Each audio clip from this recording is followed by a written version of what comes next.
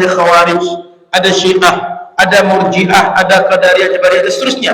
Setiap sekte itu punya keyakinan yang salah, akidah yang tak benar. Sampai hari ini ada namanya Wahabi, ada Salafi, punya keyakinan salah. Di antara keyakinan salah, meyakini Allah menetap di atas langit atau di atas arah. Itu keyakinan bid'ah. Nah, setiap sekte ini ada bid'ahnya. Muncul Imam Abu Hasan Al-Asy'ari dengan murid dan pengikut beliau, semua yang bid'ah tadi dibenarkan, dibersihkan oleh beliau. Dijelaskan kepada umat, ini salah, yang benarnya ini. Ini dalilnya. Begini pemaparannya. Sehingga sejak saat itu oleh para ulama, cara beliau, kemudian penjelasan beliau disebut dengan Ahlus Sunnah wal Jamaah. Sehingga hari ini ketika orang menyebut Asy'ari itu adalah menyebut akidah sesuai Rasul dan sahabat.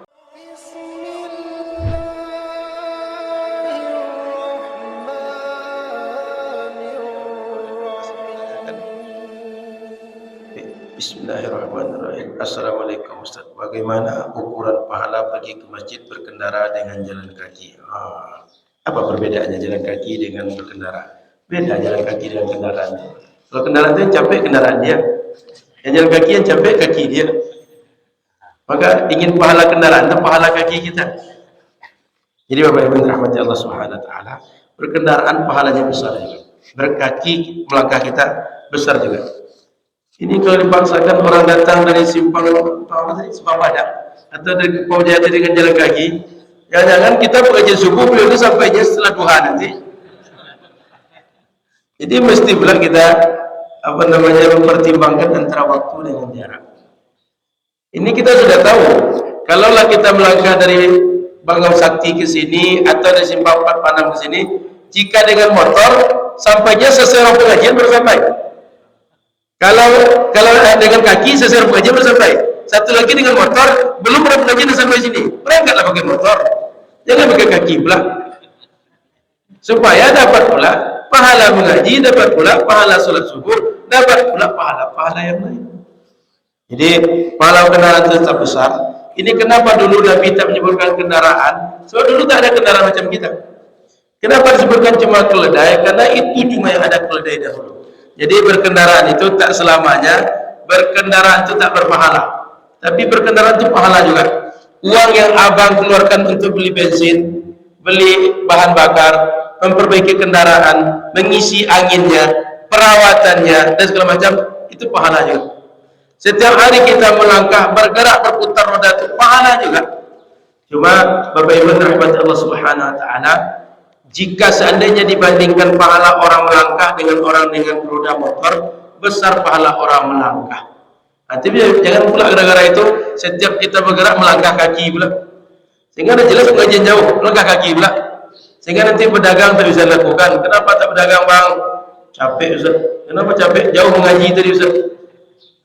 Kalau kebaikan bisa banyak kita buat dengan waktu yang sedikit, lebih baik yang banyak daripada kebaikan itu sedikit gara-gara kita berpikir yang klasik-klasik. Jadi yang klasik itu tak selamanya selalu harus kita pegang. Kadang-kadang perlu kita berkembang dengan yang modern-modern ini. Jadi berkendaraan dengan motor, dengan jalan kaki ada sisi-sisi kelebihan masing-masing. Dari sisi capeknya, capek jalan kaki pahala lebih besar. Tapi di sisi banyak kebaikan dengan motor, dengan bermotor bisa banyak kebaikan dibanding jalan kaki. Maka saya ingin menjelaskan juga Bapak Ibu, setiap kebaikan yang kita buat jangan banding-bandingkan dengan kebaikan yang lain. Mana lebih elok pergi pengajian daripada sedekah 100 juta? Tidak usah dibandingkan. Setiap kebaikan punya pahala masing-masing, punya nilai kebaikan masing-masing. Yang boleh jadi kebaikan itu tak bisa diungguli dengan yang lain, sebab dua hal yang dia tak sama. Paham? Nah itu. Pertanyaan kedua, Ustaz, bagaimana apabila ada seorang wanita yang secara akidah mengikuti mazhab Asy'ari, ditaruhkan pada pria yang kurang pengetahuannya tentang akidah, bahkan tak tahu apakah itu mazhab Asy'ari, apakah si wanita langsung menolak atau bagaimana? Bapak Ibu yang dirahmati Allah, ada hadis Nabi, tunkahul mar'atu li arba', perempuan biasanya dinikahi ada 4 faktor orang tertarik. Ada li hasabiha, karena keturunannya baik-baik. Ada li maliha, karena dia kaya. Ada li jamaliha, karena dia cantik. Yang keempat, ada karena li diniha, dia baik dalam beragama, akhlaknya baik karena dia taat kepada agama, patuh kepada agama. Kata Nabi, fadhfar bizatid din, pilihlah orang yang baik agamanya. Ini kata Imam Nawawi mengajarkan kepada kita, sepanjang hidup sebaiknya kita dekat dengan orang yang baik agamanya. Sepanjang hidup, tak mesti pernikahan. Meskipun kita bergaul dan berkomunitas, meskipun kita kawan rekanan bisnis atau grup-grup dalam sebuah proyek, carilah kawan yang baik agamanya atau kawan yang menjaga agamanya. Kenapa? Kalau bersama orang itu, minimal kita akan terbawa beragama yang baik dengan kawan yang baik dan beragama itu. Maka dalam pernikahan dianjurkan cari pasangan yang baik agamanya. Perempuan dia jadi makmum, dia akan mengikut. Laki-laki baik atau buruk dia diikuti. Kalau dia buruk, maka buruknya yang akan diikuti oleh perempuan. Kalau baik, baiknya akan diikuti perempuan. Ustaz, kan bisa saja istri memilah yang baik dan tak baik, tapi kalau sudah berkeluarga tak bisa macam itu. Salah laki, istri bisa ikut salahnya suami. Contoh, ada suami tak mau bangun subuh. Awalnya istri marah suami tak bangun subuh. Apalah abang ni, macam tidur dengan babi aku, kata dia. Tak subuh pun, kata dia. Awal-awalnya begitu, tapi lama-kelamaan nampaknya abang tak subuh, coba juga tidur sekali, kata. Ujung-ujungnya asik juga kalau nak bangun subuh ni, kata. Ujung-ujungnya tak subuh istri, gara-gara suami yang awalnya tak subuh. Buruk beragama kita gara-gara itu. Maka sebaiknya kalau masih bisa memilih yang baik agamanya, pilih yang baik agamanya. Adapun dia Asy'ari atau tidak, kenapa disebut Asy'ari di sini?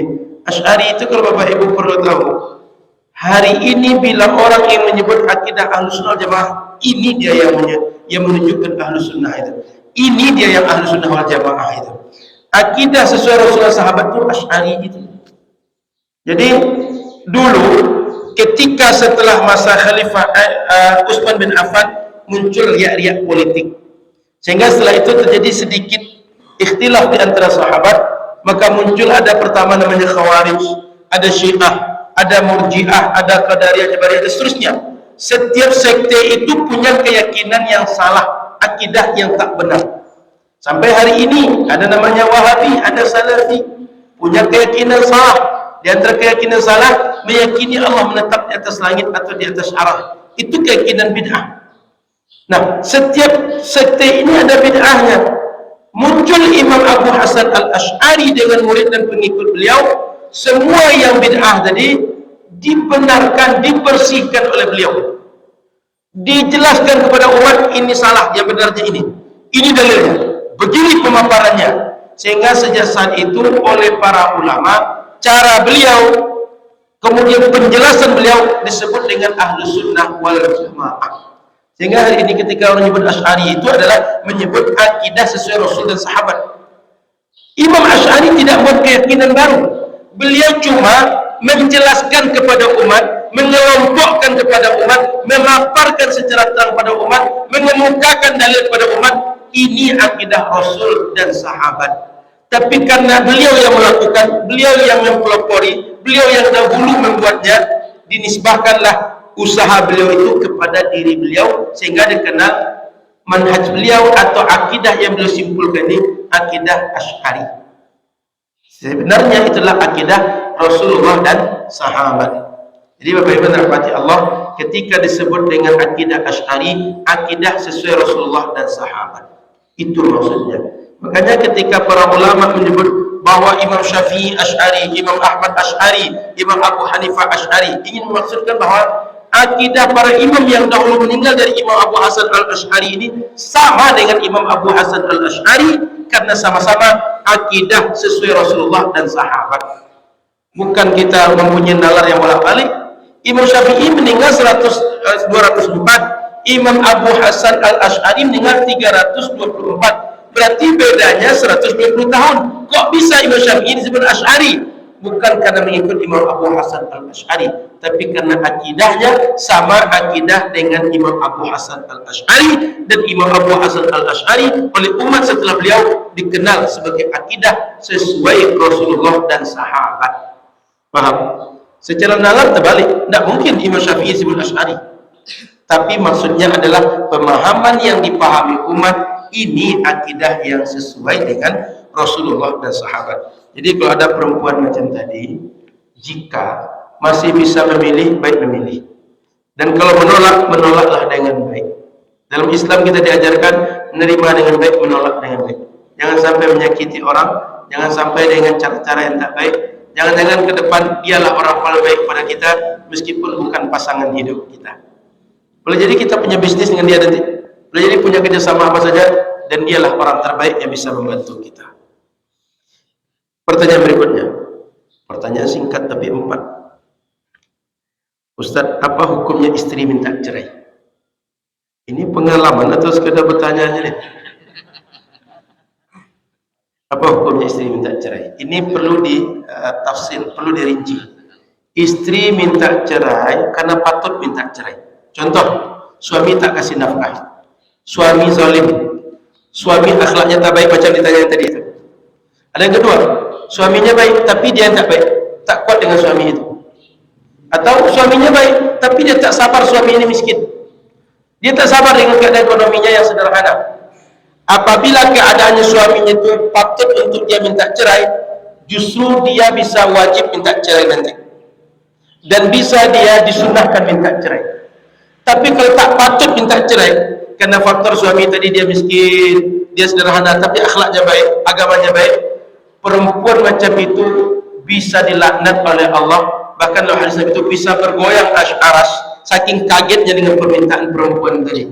Artinya permintaan itu tak patut kalau suami itu baik, dan tak patut dia minta cerai karena faktor dia melihat dunia daripada suami. Jadi ini rinci, ada yang patut minta cerai, ada yang tak patut. Kalau patut minta cerai bisa wajib, bisa sunnah. Kalau tak patut minta cerai bisa haram bagi perempuan tadi minta cerai, atau makruh minimal. Maka hukum talak itu kalau ulama menjelaskan bisa 5. Bisa wajib, artinya perempuan minta cerai itu bisa wajib, bisa dia sunnah, bisa mubah, bisa makruh, bisa dia haram. Menikah pun begitu. Laki-laki menikah bisa wajib hukumnya, bisa sunnah, bisa mubah, bisa makruh, bisa haram, sesuai dengan keadaan masing-masing. Maka Bapak Ibu para ulama sudah membuat kaidah, fatwa itu akan berbeda setiap orang yang meminta dengan orang yang lain. Karena yang satu mungkin keadaan lapang, yang satu mungkin sempit, dan bisa berbeda keadaan satu tempat dengan tempat yang lain. Di tempat ini aman, di tempat yang lain tak aman. Maka Bapak Ibu yang dirahmati Allah Subhanahu wa taala, hukum satu orang yang lain jika pertanyaan sama ditanyakan pada seorang alim, mungkin jawabannya berbeda. Kenapa? Faktor yang mempengaruhi orang bertanya masing-masing tak sama. Sama dengan ini, yang minta cerai tadi, kenapa dia minta cerai? Itu perlu diklarifikasi. Maka di sini ada penghulu, beliau pasti klarifikasi. Kamu kenapa minta cerai? Apa sebabnya? Mesti ditanya dulu. Yang kedua, apa yang harus kita lakukan? Ini langsung pertanyaan, tapi apakah pertanyaan pertama dan kedua bergolong ini?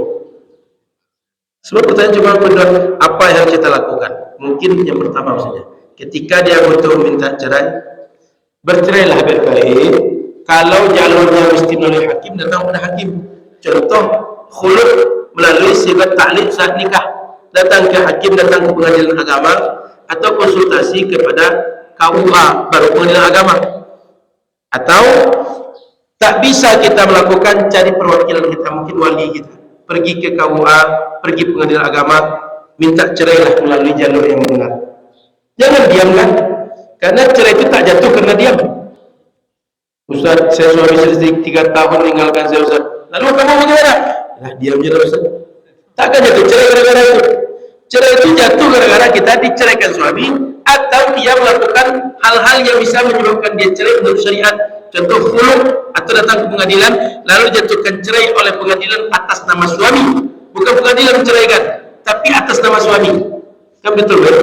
Kalau cerai di pengadilan itu bukan suami menceraikan, atas nama suami. Pengadilan menjatuhkan atas nama suami karena sudah ada mandat sebelumnya. Mungkin mandat dari syariat langsung, atau mandat suami berdasarkan sigat ta'liq yang dibaca saat pernikahan. Abang-abang pernah dengar sigat ta'liq atau baca sigat ta'liq? Itu kalau ngerti, itu banyak sekuensi bang. Jangan asal baca aja. Kalau perlu dibaca dulu sebelum dibaca keras. Ada 4 poin ya. Sehingga taklid itu baca bang. Itu menjerat kaki itu. Kalau salah-salah nanti bisa ngadu perempuan ke pengadilan, cerai gara-gara itu. Kenapa cerai? Dari awal kita sudah menyerahkan pengadilan bahwa saya bisa dicerai, suami saya bisa menceraikan istri ini melalui pengadilan. Artinya kita memberi mandat ke pengadilan bila poin yang 4 di sigat ta'liq itu terpenuhi. Ngerti? Jadi yang nikah sigat ta'liq itu dibaca. Jangan asal disuruh baca oleh penghulu dibaca tapi tak paham maksudnya. Apalagi buku nikah di tangan tapi tak pernah dibaca. Baca itu biar ngerti. Sebab talak kita tak hanya kita mentalak tapi bisa jatuh di hakim karena kita sudah memandangkan sejak awal. Poin ketiga, apakah boleh kita ceraikan segera? Oh, maksudnya perempuan tak cerai tadi boleh minta segera. Tergantung tadi. Kalau laki-laki tadi, apalagi pemabuk, apalagi pezina, narkoba kejadian, segera minta cerai lebih baik. Kalau tak mungkin lagi bersabar atau berharap dia akan baik, lebih baik. Makin lama kita bersama dengan dia, makin tak kuat hati, makin banyak pengaruh buruk dia. Jadi kalau patut bercerai, bagus cepat minta cerai. Untuk harta gono gini bagaimana Ustaz? Ini kan tinggal dikaji harta gono ini. Berapa banyak dia? Tak bisa mengkaji dia, datang ke pengadilan. Declare di situ, sampaikan ke pengadilan. Pengadilan, harta kami ada rumah 1 tipe 36, ada motor 1 tahun 70, ada mobil-mobil VW yang tahun dulu. Sebutkanlah semuanya, ceritakan pengadilan biar dibagi. Kamu dapat yang ini, suami kamu dapat sekian. Kalau kita mau banyak jalan. Harta gunung ini tak usah disulitkan, betul, bisa dibagi. Ya masalahnya itu kalau harta itu tak dikasih tahu ke orang, disimpan-simpan, gimana mau bagi dia? Tak tahu kita mana harta bisa dibagi. Kadang-kadang kan harta yang tertulis ada yang dilaporkan, ada yang tak dilaporkan banyak. Yang tak dilaporkan entah di mana tempatnya. Jangan di cabang yang kedua atau cabang ketiga sudah ada. Jadi simpan cabang yang 3. Sehingga harta gunung ini yang tertulis atau yang atas nama kita sedikit lagi. Sebenarnya harta ini kalau dihitung 1 M. Pas ditengok yang tertulis cuma 100 juta. 900 juta cabang kedua dan cabang ketiga. Sehingga cabang pertama tahu cuma 100 juta. Jadi gampang, harta golongan ini asal dideklar akan jumpa semuanya, bisa dibagi. Selanjutnya, Ustadz, apa hukum menjawab azan Ustadz? Jawab azan, maksudnya orang azan kita membaca sama dengan yang azan. Bukan azan terjawab, Allahu Akbar, Allahu Akbar, tidak usah datang lagi. Bukan jawab itu, tapi membaca yang sama, Allahu Akbar, Allahu Akbar. Ketika asyhadu an la ilaha illallah, asyhadu an la ilaha illallah. Menjawab azan itu hukumnya sunnah. Tapi ketika kamar mandi jangan belum jawab. Dijawab di hati boleh. Kalau ingin jawab juga dengan lisan, keluar kamar mandi baru jawab. Jadi kalau ada bapak ibu sedang kamar mandi, azan, ingin jawab, keluar kamar mandi. Atau selesai buang air, nanti dijawab di luar kamar mandi. Semuanya dijawab dari awal. Seperti azan sendiri itu boleh. Menjawab azan yang kita dengar tadi. Menjawab azan itu hukumnya sunnah. Cuma tempat kita menjawab mungkin tempat pantas atau tak pantas. Kalau tak pantas dengan jawab, kalau pantas bisa jawab. Lanjut, Ustaz, menurut mazhab Syafi'i hewan anjing najis, sedangkan menurut mazhab Maliki tidak najis. Apa benar itu Ustaz? Betul. Dalam mazhab Maliki itu perdagangan anjing itu bisa. Mazhab Syafi'i tak bisa. Apa yang mesti kita buat? Al-khuruju minal khilaf mustahab. Ini kan beda pendapat ulama. Kita tak usah memperdebatkan perbedaan pendapat. Mencari yang lebih selamat jauh lebih baik. Tidak kita pandang ulama ini beda atau tak beda. Kita cari lebih selamat. Apa yang lebih selamat? Tak punya anjing, tak memperjualbelikan anjing, tak menjaga anjing, lebih selamat. Minimal dalam pandangan kita, kalau kami punya anjing, najisnya payah kami menjaga. Minimal itu kita pandang. Karena keluar berusaha mencari yang selamat dibanding kita mengikuti perbedaan ulama, itu sunnah, dianjurkan oleh Nabi. Maka perbedaan-perbedaan ini jangan jadikan pembenaran. Perbedaan pendapat ulama itu dia menjadi rahmat sebenarnya, menjadi jalan keluar. Boleh jadi di suatu tempat kita ini tak bisa terhindarkan dari kampung itu ada anjing semua. Maka apa yang kita lakukan? Kita toleransi dengan orang yang punya anjing, memandang mungkin mereka ini mengikut imam mazhab Maliki, sehingga kita tak sesak dada hidup di situ, tidak stres hidup di situ, sehingga kita toleransi dengan orang itu, tak marah dengan orang tadi. Tapi kita tak memilih tak punya anjing. Karena terserang Bapak Ibu, melihara anjing ini repot. Ngasih makannya belum lagi. Ngajak dia jalan. Kadang-kadang ngajak jalan itu penting belum ngajak jalan anak lagi. Ini real. Dan orang yang pernah punya anjing, saya yakin paham betul ini itu. Jadi Bapak Ibu rahmati Allah, keluar dari khilaf atau mencari lebih selamat, yang lebih aman, yang lebih baik. Selanjutnya, apakah mancing di kolam harian termasuk judi dengan membayar yang masuk 40.000? Kemudian pemilik kolam memasukkan ikan 1 kilo. Ini pelit betul lah. Yang mancing itu boleh jadi sehari itu 100 orang. Dimasukkan sekilo juga. Sekilo paling 7 ekor, 6 ekor. Apalagi yang 3 ekor juga. Kolam seluasnya 100 ke 100. Ikan cuma 2 ekor dalam itu. Yang mancing 100 orang. Setiap orang bayar 40.000. Lalu pemilik kolam bilang, berapapun dapat ikan boleh dibawa pulang. Jadi Bapak Ibu yang dirahmati Allah SWT, tentang memancing ini kemungkinan akad kita yang perlu kita perjelas. Sehingga kita perlu perjelas mungkin di tiketnya atau tanya orang, saya ini membayar apanya? Apakah membayar ikannya atau membayar memanfaatkan tempat kalian? Kan boleh jadi kita cuma sekedar hobi saja, kita tidak mencari ikan, atau memang ikannya. Karena kalau membeli ikannya, ini tak boleh akadnya, bukan akad yang boleh. Karena membeli yang tak jelas. Kan tak jelas, ikan tak ada atau tidak. Ya kan? Jadi akad diperjelas sehingga kita tak termasuk melakukan jual beli yang haram atau melakukan judi. Tapi secara umum ini tidak masuk kepada judi nanti. Tapi ini kepada akad yang sifatnya haram. Akad yang tidak jelas, kita ini dapat sesuai kita beli atau tidak. Jadi akad pancing-pancing itu secara umum dia tidak masuk kepada judi, tapi kemungkinan pada akad haram. Nah, kita perjelas saat akad. Saya ini dapat membayar ikannya atau membayar manfaat dari tempat yang telah sediakan untuk kami memancing. Pak Ustaz, mau mencapai ridha Allah secara berterusan itu bagaimana? Satu, dia adalah menjaga niat, menjaga hati kita. Asal hati kita tersambung pada Allah, asal niat kita baik, selalu mendapat ridha Allah. Yang kedua, menerima keadaan yang Allah berikan pada kita. Kalau tak terima keadaan, oh kita tak dapat ridha Allah. Kenapa? Kalau kita terima keadaan, kita dikasih kaya, dikasih miskin, dikasih sedang, kita terima, kita ridha dengan itu, Allah akan ridha pada kita. Kalau Allah sudah ridha, hidupnya akan nikmat. Kita pun akan menikmati hidup. Kalau kita ridha dengan apapun, ridha itu bahasa kita puas. Jadi Bapak Ibu, kalau terjemahkan ridha itu puas, rela, lapang hati menerima apapun yang kita hadapi, yang kita lalui. Setiap apapun kejadian kita ridho, Allah pun akan meridho dengan kita. Maka usahakan setiap apapun terjadi dalam hidup ini kita ridho. Mau mengalami hal yang sulit, hal yang mudah, hal yang membesarkan hati atau menyempitkan hati, kita berpuas hati, kita ridho, menjadi sebab ridho Allah, insyaallah. Saya kira itu sudah bisa kita sholat, sudah bisa bersarapan pagi, ada sarapan pagi. Jangan cemas, sudah banyak bungkusan di depan. Tak bisa sarapan sini, bisa bawa pulang. Betul, Bu? Boleh bawa pulang kan, Bu? Boleh bawa pulang. Kalau nanti berlebih, kan biasanya kita datang banyak. Karena pagi ini tak banyak yang datang sesuai dengan kapasitas disiapkan, nanti minta izin untuk anak bini saya di rumah. Sehingga tak perlu lagi jaga pergi. Ini jangan boleh dengan serius. Tapi boleh juga. Ya kan, Bu? Terima kasih Bapak Ibu, mohon maaf salah dan kurang.